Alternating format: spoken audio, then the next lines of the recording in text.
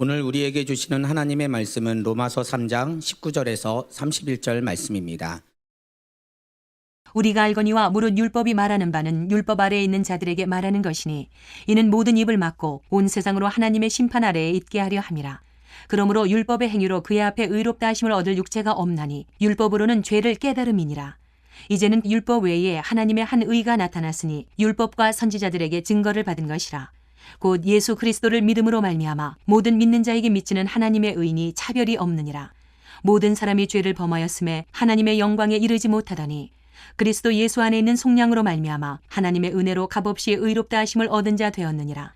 이 예수를 하나님이 그의 피로써 믿음으로 말미암는 화목제물로 세우셨으니 이는 하나님께서 길이 참으시는 중에 전에 지은 죄를 간과하심으로 자기의 의로우심을 나타내려 하심이니 곧 이때에 자기의 의로우심을 나타내사 자기도 의로우시며 또한 예수 믿는 자를 의롭다 하려 하심이라. 그런즉 자랑할 때가 어디냐? 있을 수가 없느니라. 무슨 법으로냐? 행위로냐? 아니라 오직 믿음의 법으로니라. 그러므로 사람이 의롭다 하심을 얻는 것은 율법의 행위에 있지 않고 믿음으로 되는 줄 우리가 인정하노라. 하나님은 다만 유대인의 하나님이시냐? 또한 이방인의 하나님은 아니시냐? 진실로 이방인의 하나님도 되시느니라. 할례자도 믿음으로 말미암아 또한 무할례자도 믿음으로 말미암아 의롭다 하실 하나님은 한 분이시니라. 그런즉 우리가 믿음으로 말미암아 율법을 파기하느냐? 그럴 수 없느니라. 도리어 율법을 굳게 세우느니라. 필라델피아의 작은 호텔에 그 도시 행사로 방이 없을 때 이곳을 찾는 노부부가 있었습니다. 방이 없는데 심각하죠. 이때 이제 종업원이, 야간 종업원이 방이 없지만 혹시 제 방 좀 쓸 수 있겠냐고. 방법이 없잖아요. 방이 없으니까. 그래서 이 종업원의 말을 그대로 순종하고 그 종업원을 눈여겨보는 거죠. 야, 이 친구 괜찮은데. 다음 날 아침 이 노부부가 자기를 소개를 합니다. 세상에 알고 봤더니 이미 1976년에 1,900개의 객실을 갖춘 아스토리아 호텔 경영인인 거죠. 대표인 거죠. 그러니까 당연히 누가 눈에 들어오겠어요? 종업원이 눈에 들어오죠. 방이 없을 때 어떻게 대처하는지, 그리고 자기가 이 상황에서 어떻게 결정하는지 다 지켜본 거죠. 이 노부부가 전격적으로 이 종업원을 아스토리아 호텔 총 지배인으로 스카우트를 합니다. 한 게 별로 없어요. 별로 없고 그냥 어젯밤에 자기 방을 내어내줬을 뿐이에요. 근데 이 배려가 이 종업원의 인생을 완전히 바꾸게 되어지는 이 기가 막힌 역사가 이 개인에게 일어나게 되는, 사실 우리가 하나님의 배려로, 하나님의 은혜로, 하나님의 사랑으로 우리가 살고 있습니다. 부인할 수 없는 사실이죠. 그런데 사도 바울이 이런 하나님의 놀라운 배려를 뭔가 좀 이렇게 잘 소개하고 싶은데 이게 하나씩 지금 이제 로마서 8장을 향해서 달려가거든요. 근데 그걸 소개를 하려니까 당연히 무엇을 얘기해야 되느냐? 율법을 얘기해야 되는 거예요. 1장에서 8장까지 되어야 9장에서 16장까지의 삶이 되는 거예요. 그러니까 이게 로마서 9장에서 16장까지는 어떻게 살아야 될 것인지, 1장에서 8장까지는 어떻게 믿어야 되는지, 왜 믿어야 되는지, 이 원리를 로마서 1장과 8장을 기점으로 양쪽으로 나누어지는데 지금 뭐 하느냐? 기초를 닦고 있는 거죠. 굉장히 기초를 닦고 있다는 거예요. 그러니까 만약에 이게 안 되면 9장 안 열린다니까, 10장 안 열린다니까요. 그런 면에서 율법에 대한 얘기인데, 율법 아래에 있는 사람들에게 말하기 위해서 율법이 있다. 이건 또 무슨 얘기일까? 율법 아래 사는 사람들이 핑계하지 못하도록 율법을 주셨다. 이것도 좀 어려워요. 다시 설명을 하니까 율법 아래 있는 사람은 율법을 지키지 않으면 뭐가 있고? 심판이 있고, 하나님이 심판하실 때에 심판의 정당성과 필요를 위해서 율법이 있는 거예요. 그러니까 하나님께서 사람을 심판할 때 그냥 심판하지는 않잖아요. 뭔가 기준점이 있잖아요. 그 기준점이 뭐였어요? 율법인 거죠. 율법을 주셨어요. 그러면 계속해서 죄와 사망의 법에서 해방되었다는 사실을 말하도록 하기 위해서는 지금 죄와 사망의 법에 있는 사람들이 누구인지를 일단 이해하고 알아야 된다는 거죠. 그러면 당신은 사망이야, 당신은 죄인이야 말할 수 있는 근거는 무엇을 가지고? 율법을 가지고. 지금 그 얘기예요. 율법 아래 있는 사람들에게 심한 심판으로 인한 두려움을 갖게 하는 거죠. 뭐가 있으므로? 율법이 있으므로 내가 죄를 지었다는 사실을 알게 되고 내가 죄를 지었다면 심판이 오는데 심판이 온다는 두려움을 갖는 사람들은 놀라웠게도 하나님의 의가 나타나야 되는데 하나님의 의가 돋보이도록 하기 위해서는 반드시 무슨 얘기를 해야 되느냐? 율법 얘기를 해야 되고 죄 얘기를 해야 되고 심판 얘기를 해야 되고 두려움 얘기를 해야 되는 거예요. 출발이 어디서부터? 율법에서부터. 이해되셨죠? 그러니까 하나님의 심판도 또 죄를 깨닫게 하는 것도 결국에는 무엇을 통해서 시작한 거라면 율법을 통해서 시작한 거라면 율법을 주신 것도 우리에게 있어서 유대인들에게 있어서 하나님께서 특별한 배려 아니겠나. 거기까지 가야 되는 거죠. 왜냐하면 율법을 주신 목적은 사람을 죽이려고 하는 목적으로 율법을 주신 건 아니잖아요. 율법을 주신 목적은 사람을 두렵게 하려고 율법을 주신 건 아니잖아요. 그게 선민이기 때문에 하나님의 백성이기 때문에 율법을 주신 거 아니냐는 거예요. 하나님의 백성들에게. 그러니까 율법은 사람들에게 어떤 영향을 미쳤느냐? 행위에서는 의롭다 할 사람이 없다는 것을 알게 해주는 거죠. 행위로서는. 그러니까 내가 율법을 지키기 위해서 내가 의롭게 살려고 행위적으로 가는 만큼 뭘 느껴요? 절망감을 느낀다는 거죠. 아, 율법의 행위로는 내가 어떻게 할 수 없다. 어떻게 될 수 없다. 의롭게 될 수 없다는 거죠. 그리고 내가 율법을 행하려고 하면 행할수록 뭐만 깨닫게 되고 죄만 깨닫게 되어지는. 그러니까 내가 죄라는 사실을 깨달아야 의롭게 하시는 의로우신 하나님을 만날 수 있기 때문에 그 죄를 깨닫도록 하기 위해서는 반드시 뭐가 필요하다? 율법이 필요하다. 그러니까 율법을 주신 것도 죄를 깨닫게 하시는 하나님의 배려가 이 안에 있다는 사실을 발견할 수 있다는 거죠. 그러니까 아무리 사람이 율법을 지켜도 절대로 이 율법으로는 의를 얻기에는 부족하다는 사실을 계속해서 느끼게 만든다는 거죠. 그럼 방법이 있잖아요. 방법. 어떤 방법? 믿음으로 의를 얻는 이 신득이에 내가 예수 그리스도를 믿음으로 말미암아 의롭게 된다는 이 신득이의 은혜를 경험하기 위해서 그것을 사모하기 위해서는 그것을 향해서 나아가도록 하기 위해서는 반드시 뭐가 필요하다? 율법이 필요하다. 이것도 자기 자신 사실이 부족하다는 사실과 그 다음에 내가 하나님의 의로움이 필요하다는 사실과 내 죄 문제를 해결해야 된다는 당위성을 갖는 것도 결국 모두 다 어디에서부터 출발되어야 된다? 율법에서부터 출발되어야 된다.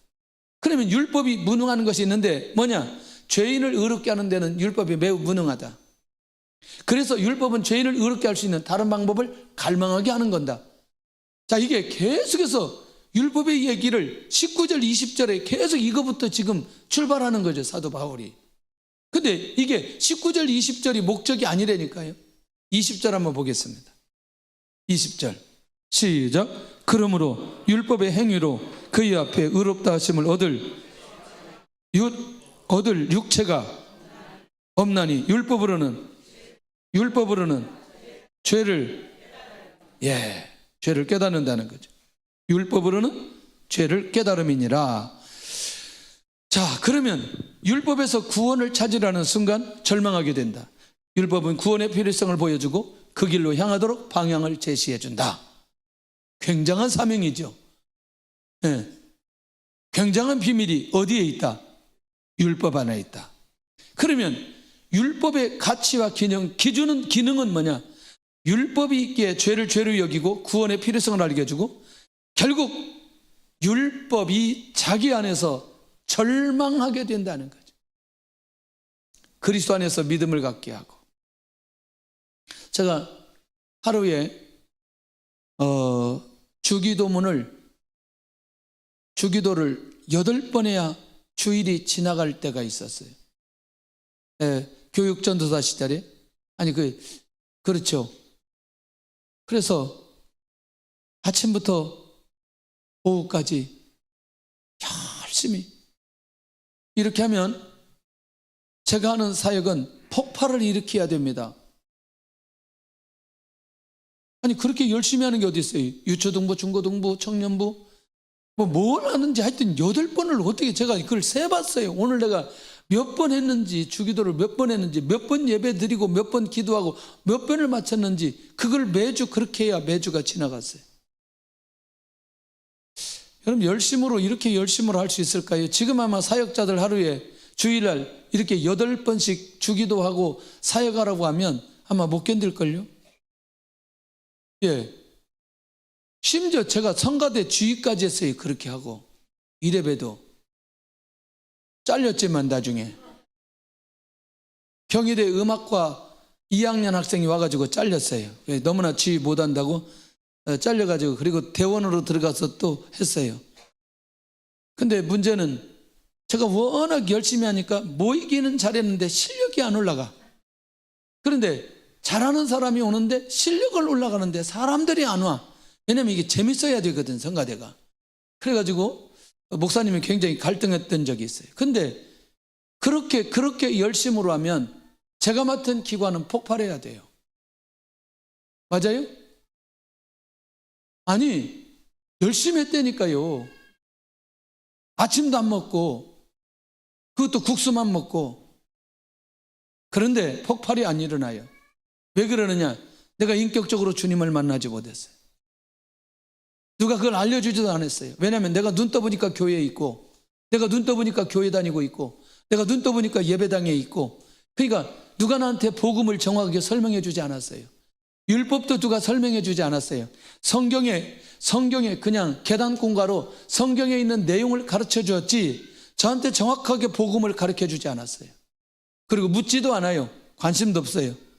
그렇게 한 20년 가까이 살았어요. 그러니까 이게 제 안에는 복음의 가치가 약화될 때에 어떤 일이 벌어지냐? 행위가 강조되어질 수 있는 거죠. 이 말 굉장히 중요합니다.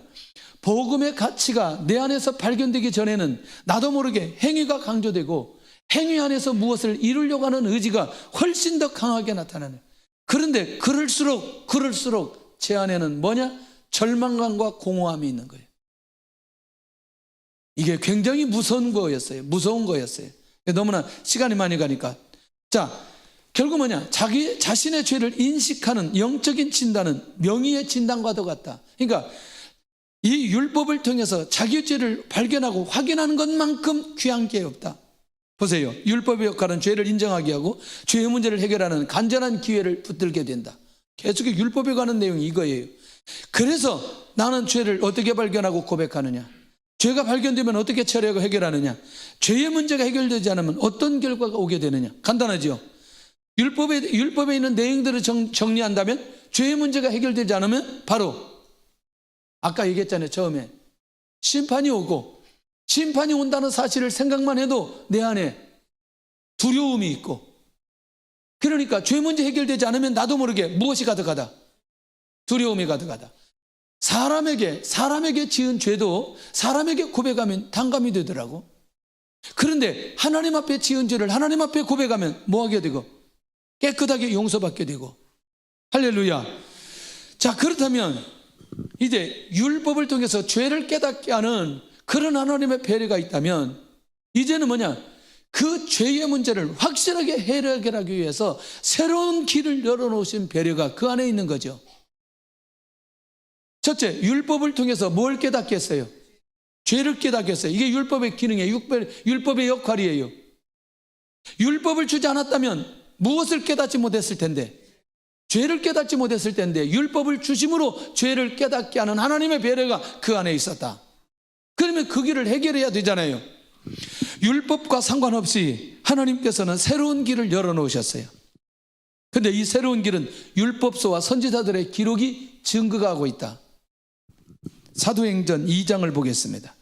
이걸 어떻게 명확하게 설명해 주는지.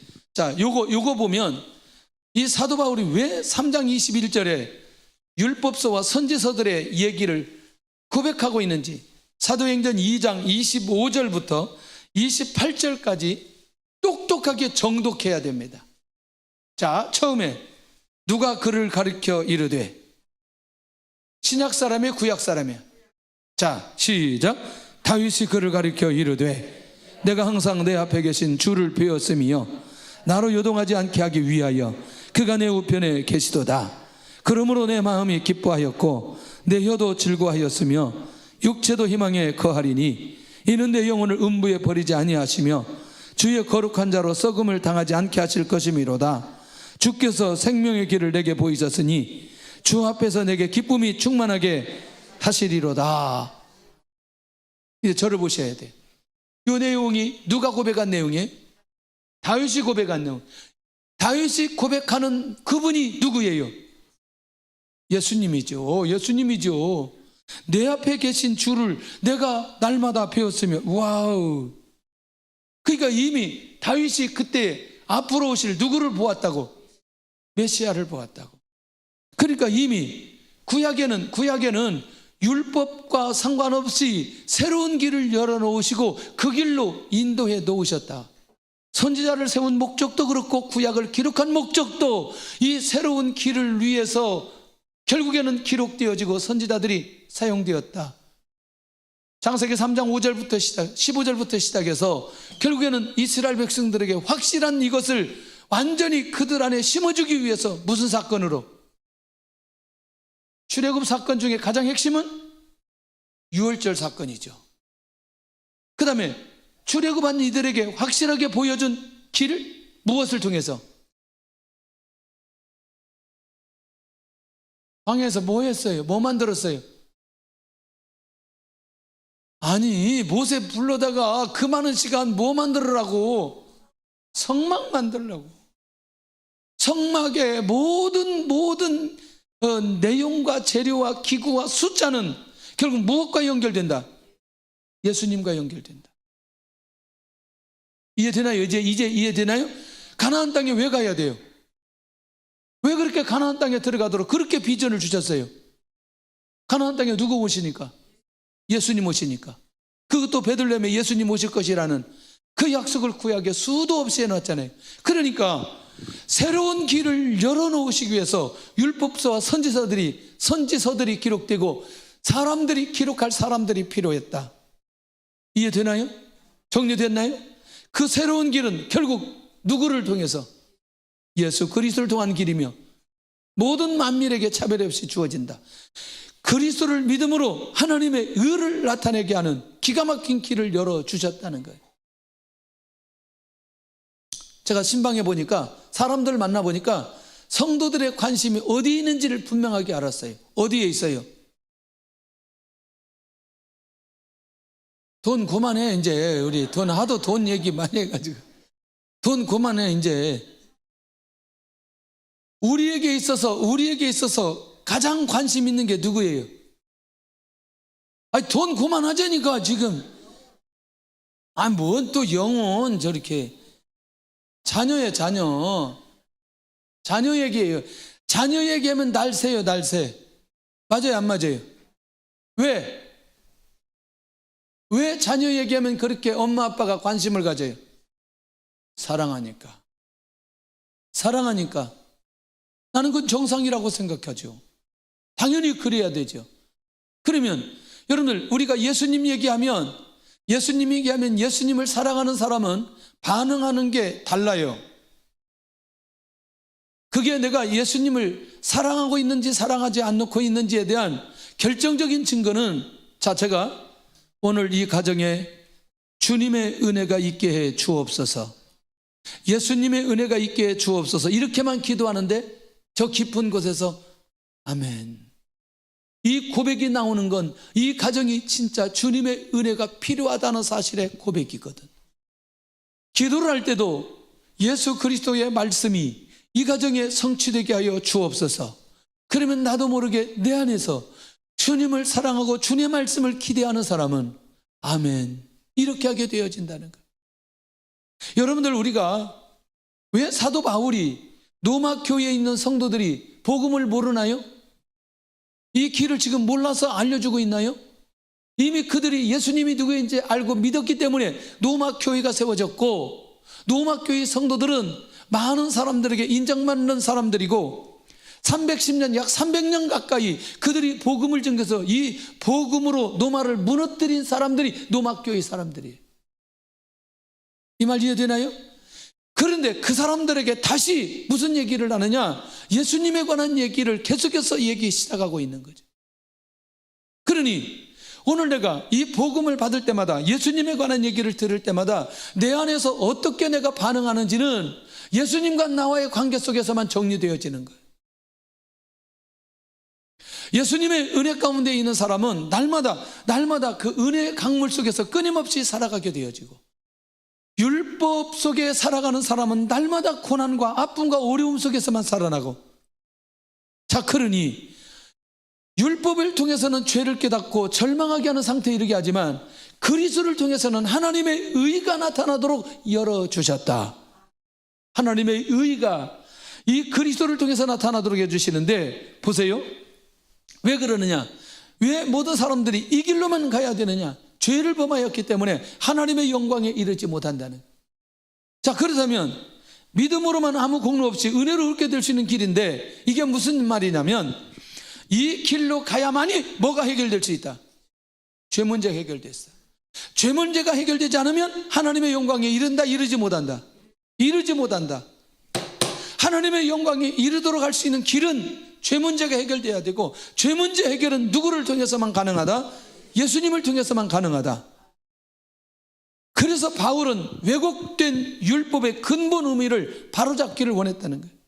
그래서 믿음을 통한 구원의 법적 근거를 마련함으로써 율법을 완전케 하고자 하는 게 바울 안의 목적인 거죠. 정리합니다. 로마에 있는 교회는 유대인들 중에 예수님을 믿고 돌아온 유대인 그리스도인들이 있어요. 그 다음에 이방인 중에 예수님을 믿고 돌아온 이방인 그리스도인들이 있어요. 그리고 지금껏 사도 바울이 사역에 방해를 하고 사역을 도전하고 도대체 따라다니면서 괴롭힌 사람들이 누구예요? 유대인들이. 앞으로 복음의 대상은 가장 먼저는 누구이고? 유대인들이고, 그 다음에 또 그 다음 단계는 헬라인 이방인들이고.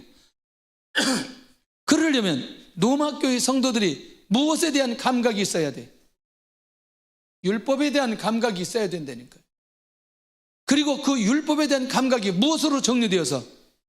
복음으로 정리되어져서 이 복음이 율법을 완전케 해주셨다는 확신이 이 로마 교회 안에, 성도들 안에 있을 때에 누구를 살릴 수 있다? 영혼 맞는데, 그렇지, 유대인을 살릴 수 있다는 거예요. 누구 살릴 수 있다? 유대인 살릴 수 있다. 이 사도 바울이 어떤 사람이었어요? 율법주의자였어요. 이해되시죠? 그러니 율법에 대해서 누구보다도 잘 알고 있는, 그러니까 로마에 있는 모든 성도들을 명확하게 이 지금 1장, 2장, 3장을 통해서, 내 이제 다음 주에 아브라함의 믿음으로 가는데 이걸 가지고 이 편지로 양육하고 있다니까요.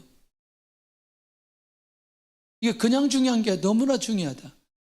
그리스도인들이 복음으로 내 안에서 양육되지 않으면 너무나 쉽게 무너진다는 사실을 꼭 기억해야 된다는 거예요. 자, 조금 더 가볼게요. 이 새로운 길은 모든 사람들에게 어떻게 적용되느냐? 모든 믿는 자에게 미치게 함으로 뭐가 없다? 차별이 없다는 게 중요한 거예요. 사도 바울이 얘기하고 싶은 게 믿는 사람들 모두에게 영향을 미치는데, 유대인이건 이방인이건 모든 종족에 상관없이, 신분에 상관없이 뭐가 없다? 차별이 없다는 게 중요한 거예요. 차별이 없다는 거예요. 혈통적 아브라함의 후손에게도 반드시 이 믿음의 방법으로만 가능하다는 거죠. 근데 유대인들은 어때요? 우리가 혈통적 아브라함의 후손이니까 우리가 뭐다? 선민이다. 그 말은 우리가 뭐 받았다? 구원받았다. 구원받았어요? 혈통적 아브라함의 후손이 구원받았어요? 아니라니까요. 근데 이 얘기가 지금 들려야 돼요. 우리 안에 이 얘기가 들려져야 왜 믿음의 생활을 해야 되고 내가 믿음을 가져야 되는지 이걸 명확하게 알아야 되는데, 자, 믿음으로 말미암은 자들이란 갈라디아서 3장 7절에 아브라함의 아들이고, 그러니까 내가 예수 그리스도를 믿음으로 말미암아 뭐가 해결된 사람은, 죄가 해결된 사람은 아브라함의 아들이며, 의롭다 하심을 받은 사람들은 아브라함의 복을 받는다는 거예요. 그러니까 아브라함의 복을 받으면 혈통적 아브라함의 후손이 아니고 믿음을 가진 자들의 아브라함의 후손이 되어야 결국 아브라함이 받는 복을 받을 수 있다. 허허이, 이 말이 지금 정리가 돼야 되는데, 혈통적 아브라함의 후손은 아브라함이 받는 복을 받을 수 있다, 없다? 없다. 잘 기억하셔야 돼요. 어려운 얘기 아니에요. 믿음으로 죄 문제가 해결된 사람은 아브라함의 후손이 될 수 있다. 그리고 그 아브라함의 후손은 아브라함이 받은 복을 받을 수 있다. 갈라디아 교회가 율법으로 묶여 있어 자유함을 갖지 못할 때 그들에게 너무나 명확하게 설명해 주고 있다는 거예요. 그러니 내가 행위를 잘했다고 해서 아브라함의 아들이라고 말하고 의롭다 하심을 얻을 수 있다, 이렇게 생각해서는 안 된다는 거지. 정리되나요? 이 말이 무슨 말인지? 그러니 오늘 저와 여러분들은 아브라함의 복을 받을 수 있도록 아브라함의 아들이라고, 후손이라고 인정받을 수 있는 그 믿음의 기회를 누구를 통해 주시느냐? 예수 그리스도를 통해서 주신다는 거죠. 그러니 우리는 아브라함의 복을 얘기할 때는 창세기 12장 1절에서 3절까지 이 말씀을 절대로 놓쳐서는 안 된다는 거죠. 그러면 지금도 우리도 아브라함의 복을 받는다, 받지 않는다? 받게 되어진다는 거예요. 그리스도를 통해서 새로운 길을 여신 방법은 하나님과 회복을 위해 그리스도를 화목제물 삼아 주셨다. 자, 이거죠. 결국 아까 말씀드린 대로 율법을 통해서는 뭘 깨닫고? 죄를 깨닫고, 그러면 죄의 문제를 해결하기 위해서는 죄에 대한 대가를 지불해야 되는데, 죄에 대한 대가를 지불하려면 반드시 어떻게 해야 돼요? 죽어야 되는 거예요. 죽어야 되는. 그런데 내가 죽어야 되는데 누가 죽었어요? 예수님이 죽었어요. 그거를 화목제물 드셨다고 얘기하는 거죠. 주님이 죽으심으로 죄에 대한 대가를 지불해 버렸어요. 그리고 나와 하나님의 관계가 막혔던 문이 열려지기 시작하고 친밀한 교제가 이루어지기 시작하고 하나님의 자녀, 하나님의 동역자가 되어버렸어요. 누구를 통해서? 예수님을 통해서. 이걸 바울이 계속해서 밝히고 있는 거죠. 이거 지금 8장까지 갈 때까지 계속해서 이 얘기하고 있는 거죠. 이렇게 전개되어지면서 인간의 전적인 타락, 인간의 부패, 그러나 절대로 행위로 구원받을 수 없고 믿음으로 구원받을 수 있다는 사실을 이런 논리로 계속해서 로마서를 끌고 가고 있다는 거예요. 그러면 그리스도의 구속사역을 통해서 주신 은혜가 뭐냐? 인간의 죄를 용서하심으로 하나님의 의로움을 나타냈다. 2장 25절에 3장 25절. 이게 무슨 얘기예요? 하나님께서 죄 지은 인간을 어떻게 해야 돼요? 죄 지은 인간에게 심판해야 되잖아요. 그런데 심판할 수가 없어. 누가 해결했기 때문에? 예수님 해결했었어요. 그러면 그 일을 누가 진행하셨어요? 하나님이 하셨어요. 그러니까 하나님께서 율법도 주셨지만 새로운 길을 열어주셔서 사람들이 가지고 있는 죄 문제를 해결하심으로 하나님의 의로움도 나타나게 되어졌다는 거예요. 할렐루야. 그리고 그 사실을 믿는 모든 자들도 의롭다고 인정해 주셨다. 의롭게 만들어 주셨다. 그러니까 의롭다고 인정해 주셨다. 할렐루야. 그러니 예수님의 이 구속사역이 얼마나 중요한지를 사도 바울이 묵상하면 묵상할수록 이 비밀을 놓쳐서는 안 된다. 화목제물 되신 예수님, 우리를 위해서 십자가에 죽으신 예수님, 죄 문제를 해결해 주신 예수님, 예수님을 믿는 자들마다 의롭게 해주신 예수님. 할렐루야. 나는 오직 그리스도를 믿음으로만 의롭다함을 얻는다는 진리를 믿는가? 할렐루야. 자, 이게 너무너무 중요합니다. 셋째, 그러면 믿음으로 의롭게 된 자들을 향한 배려가 뭐냐? 하나님께서 사람을 의롭게 하신 대상이 모든 민족, 모든 종족들을 의롭게 하셨다. 그러면 죄 문제를 얘기할 때 원죄를 얘기하거든요. 그 다음에 자범죄를 얘기하거든요. 저는요, 분노가 많은 사람이에요. 분노가 많은 사람. 운동장에 가서도 분노가 너무나 많아요. 중국 가기 전에 이제 축구를 이렇게 해요. 축구를 딱 하면 운동장에 가보면 어떻게 꼬링을 넣어야 될지 길이 보여요. 공을 딱 가지고 가면 어떻게 하면 이게 꼬링이 되는지 길이 다 나 있어요. 길이 다. 안 보이시죠? 응? 저는 다 보여요. 그러니까 이 사람이 패스를 이렇게 해야 돼요. 근데 패스를 안 해. 패스하란 말이야.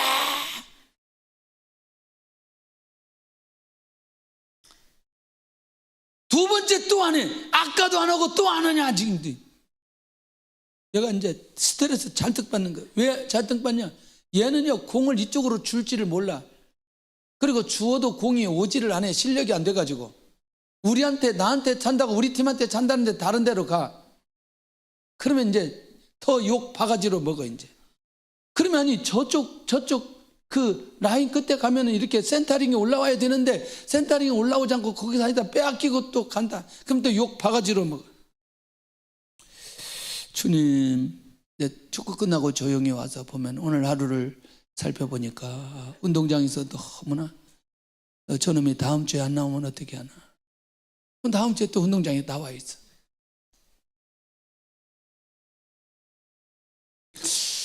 주님, 오늘은 조용히 축구를 하게 주옵소서. 그냥 저도 괜찮으니 지는 축구를 하게 주옵소서.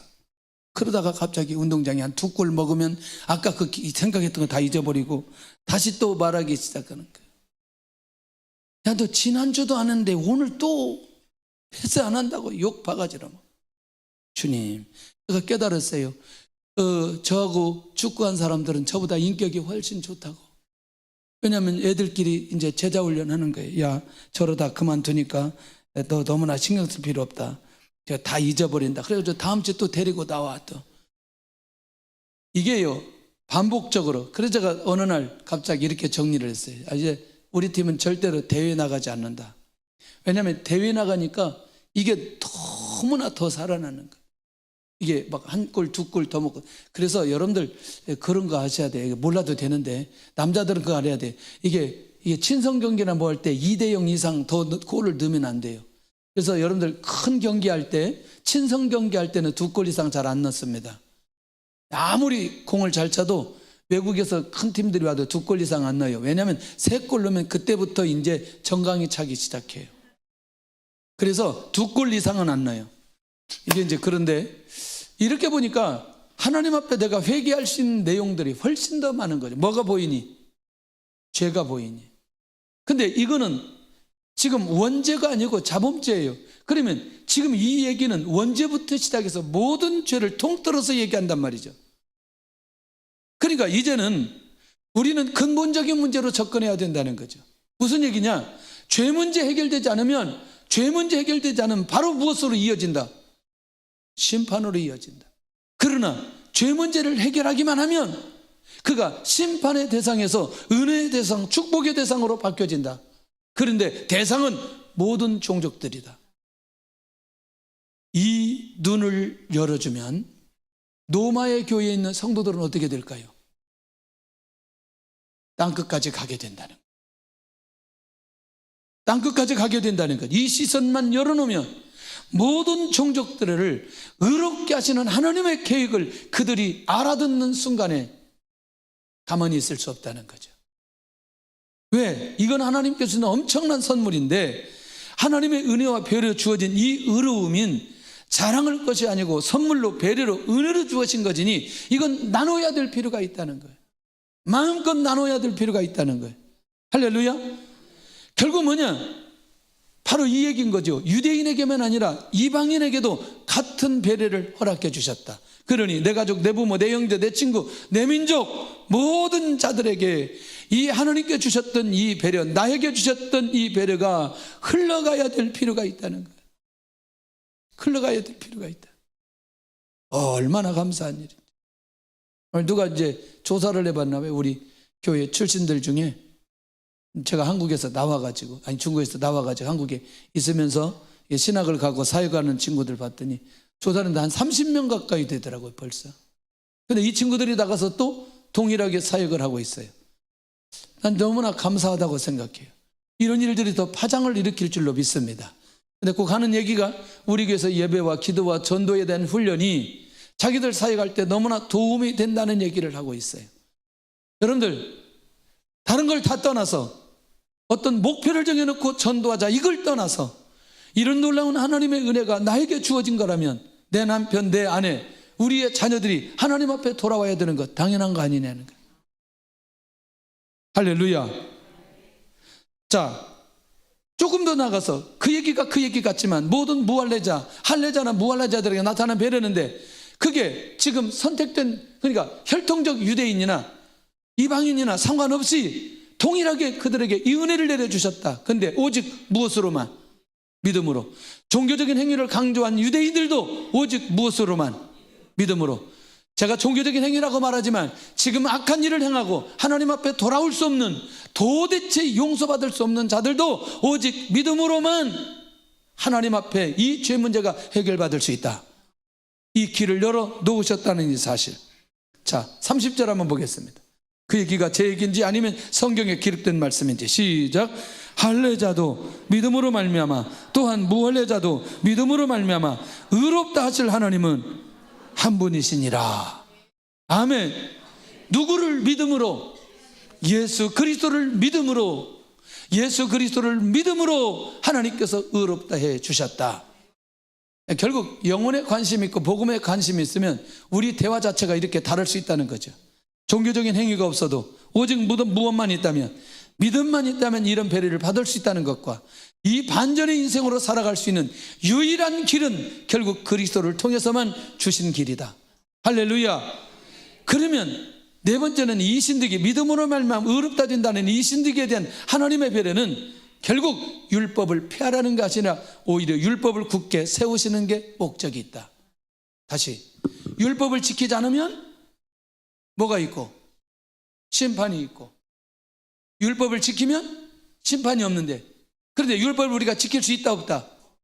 그러면 율법을 지키지 못한 사람들에게 그들을 의롭게 만들도록 하기 위해서 방법이 하나 있는데, 예수님 보내놓고 예수님 한목점을 삼아놓고 그 사실을 믿는 사람은 모두 다 그 문제 해결해 주셨어요.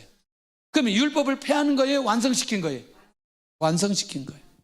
자, 31절 시작. 그런즉 우리가 믿음으로 말미암아 율법을 파기하느냐? 그럴 수 없느니라. 도리어 율법을 굳게 세우느니라. 할렐루야. 그래서 율법의 완성은 오직 그리스도를 통해서 가능하다는 사실을 오늘 우리에게 은혜로 배배려 사랑으로 허락해 주셨다는 겁니다. 나는 지금 이런 하나님의 배려하신 은혜를 경험하고 있는가? 이 사실을 누구에게 말하고 싶은가? 결론입니다. 율법의 가장 중요한 역할은 무엇인가? 율법으로는 의롭다 하심을 얻을 수 없다는 것을 믿는가? 오직 예수님을 통해서만 의롭게 됨을 믿는가?